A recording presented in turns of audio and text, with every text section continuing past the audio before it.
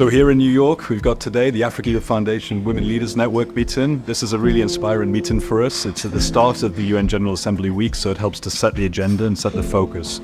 And today we're going to be speaking about climate and health, this essential nexus, this whole question that health as the human face of climate change.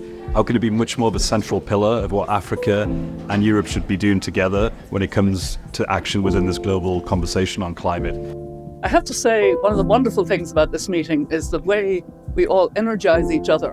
And that's part of why this Women Leaders Network is a very good start to this younger week. We're talking about the climate health nexus. I think that, it's very important that we still have not got the whole of the sustainable development investment framing. We are still in our silos, we are still with our mandates, and the funding is difficult to get out of that. And that health is falling off the agenda.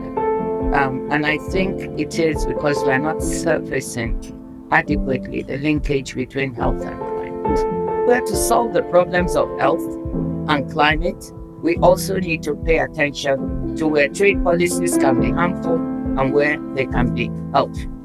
We are very keen to see more attention to the comprehensive impact of climate change, including on health.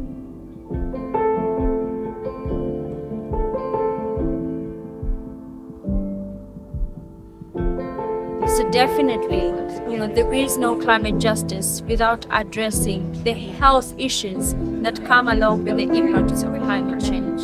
Let's add, if you invest in health, savings, not a cost. The return on investment is about $4 for every dollar invested in health.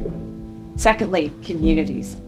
Flexible funding into the communities in the context where the funding can be best utilized and most rapidly utilized in a really dynamic way.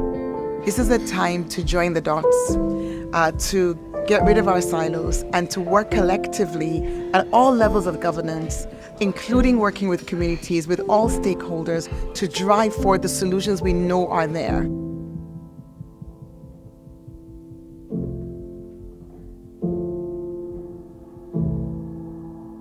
Can learn so much from each other. But I've also been encouraged by the focus on the fact that women's leadership is more needed than ever. We have to set up the AEF Foundation is a really important step. And I think our Women Leaders Network within it is a very energizing force. So let's keep going.